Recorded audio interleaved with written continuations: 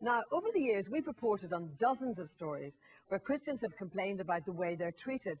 There was a magistrate, for example, in Sheffield who resigned, saying he was unable to put his faith into practice on the bench. Then there was the very famous controversy when British Airways tried to ban an employee wearing a cross at work. So that's why Heaven and Earth decided to commission an all-exclusive survey from the polling organisation known as GfK-NOP. And indeed, the survey has made the news today big time. So we asked a representative sample of Christians across Britain if they thought they were the victims of discrimination. Hannah Scott-Joint has been looking at the results. Christianity's been at the heart of this country's culture for more than 1,000 years. It's our established religion. And yet some of those who practice it here claim they're being victimised. That might be in being overlooked for promotion. It might be in a Christian project being discriminated against when it comes to funding. They say they face an ongoing battle of intolerance and discrimination. You only have to look at the furore over British Airways, why one woman is allowed to wear a headdress, but a Christian woman isn't allowed to wear a cross. Now some are saying it's time to fight back. No, we weren't going to take it lying down, and as far as we were able to, we were going to fight it, and we did fight it. The roots of Christianity are grounded in a struggle against the authorities. It's a religion whose primary symbol is all about pain and persecution. Now, obviously, in Britain at least, things have moved on since then. But some Christians now feel that they're facing more subtle forms of oppression. We asked a representative sample of Christians from around the country how they felt they were treated by the rest of society. A quarter of them thought that people of their religion were discriminated against by work colleagues. And nearly a fifth thought that Christians who applied for a job or promotion stood less chance than others of getting it. It's almost like we have to prove everything that we do more than anybody else does. It seems that we're under the cosh. Ken Wiltshire runs Yeldall Christian Centre in Reading, a residential home where men with severe drug and drink problems come to get their lives back on track. This place is wonderful. It's wonderful, man. The staff are great, residents are good. Best choice I ever made was to come here. Lord Father, we thank you again for this beautiful day.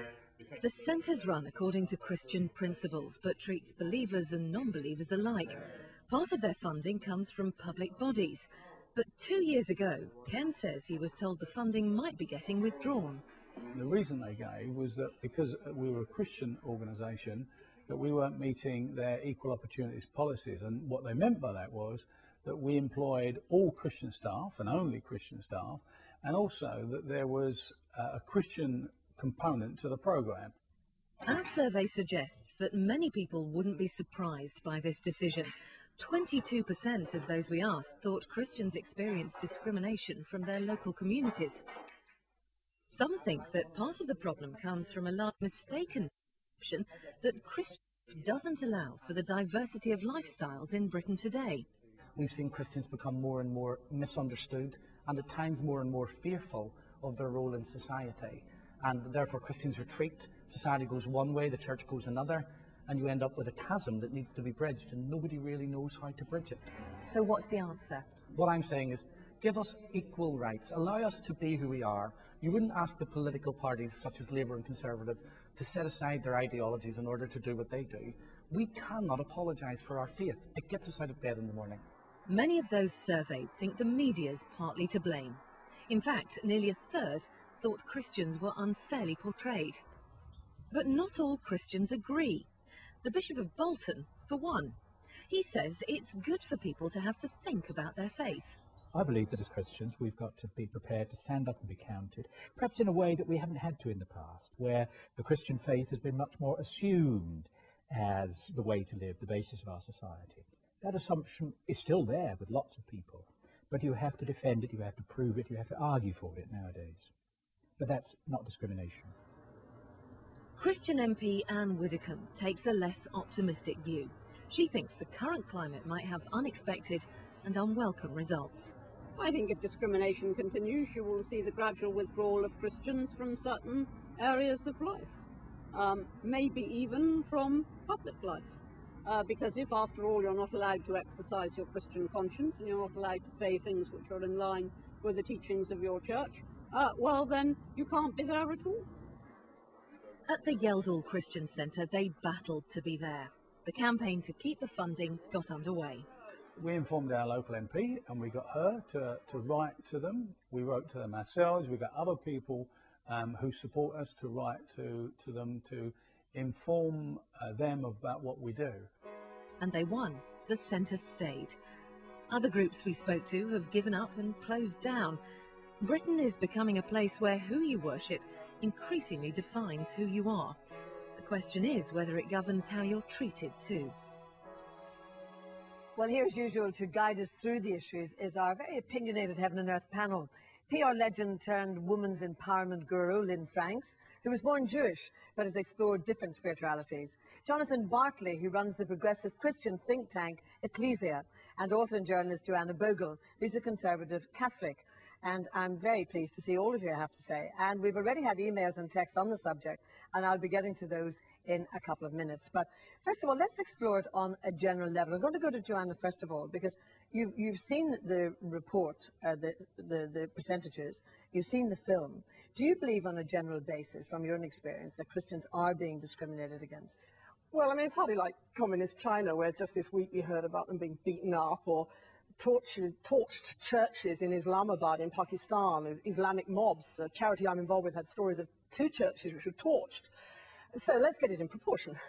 But I'm very concerned, actually. I really am. Not so much for now. I'm more bothered about the future. Parliament this week passed a whole lot of regulations, not debated on the floor of the House, which will ban Catholic schools from putting Catholic moral teaching. That's the deal. It's scary. It's the future I'm more worried about. I don't think it would be true to suggest that there's a huge problem now when you compare with some parts of the world, but I was a bit cheesed off about that bishop. I mean, when he was raising his children, nobody stopped his children being told, for example, that homosexual acts are sinful. But they are now, if he had children, and he's a big grown up, they could be given books promoting something that absolutely conflicted with their faith, and there would be nothing that he could do about it. So I think bishops saying it's jolly good for us being persecuted when it's not going to affect them is jolly good for our spiritual lives. But let's get real. I'm with Anne Widdecombe on this. We've got to stand up for ourselves. We really Jonathan, you're a committed Christian. So would you go along with everything Joanna's been saying? No, but I mean, there's no doubt that Christians do feel discriminated against. This is something that we've been picking up at Ecclesia for the last 3, 4, 5 years. In what sense? They do feel marginalised. They feel that the privileges they've had for hundreds of years are being lost. And it's true, the privileges are, but some of the privileges still remain. Now, if we're going to talk about discrimination, like 26 bishops in the House of Lords, like the fact that a quarter of primary schools are Christian-run, and they run discriminatory admissions policies which prioritise children that go to the churches before anyone else. Christians are doing a lot of the discrimination themselves, and I think that needs to be held in balance with the argument that perhaps they are losing some of the privileges and rights that they've had previously. So we're being penalised for running schools. It's not that we are discriminating. We were running schools. Christians were running schools long before the state, a latecomer on the scene, and not spectacularly good at running schools, arrived. So you're punishing us for doing something good. And children who are not Christian want to come to our Christian schools. Right, it's not fair. And you talk about privilege. Try being a Catholic a couple of 100 years ago. It was illegal. Well, I think that very, very dangerous. And frankly, yes, I think that the Christians should know better. And I think that there is clearly a communications problem going on. Perhaps people don't know enough about what's going on within the Christian church. I think it's not only happening with the Christians, I think it's happening in the background. I mean, you can talk. There is a paranoid section in every single religious element. What are we going to do about it? How can we work together in an interfaith situation so that we can create community and do the best? I think Lynn hit on the key point, because we have to ask why Christians are feeling they're being discriminated against. It's because they have actually stood up too much, and they've made a huge issue out of homosexuality. They have appeared bigoted, and I'm afraid to say in some cases they have been bigoted over admissions to church schools, over a whole range of areas. They only want opt-outs for themselves. They want to discriminate in favour of Christianity. They want a privileged position. So what you're saying actually is that in some cases Christians are discriminating against other people. Oh, You've already said that. Of course it's happening. And it's happening in terms of discrimination against other faiths. Now, Christians need to take a long, hard look at themselves. Are they the 72% of the population that identify with Christianity at the last census? Or are they the 5% that went to church today?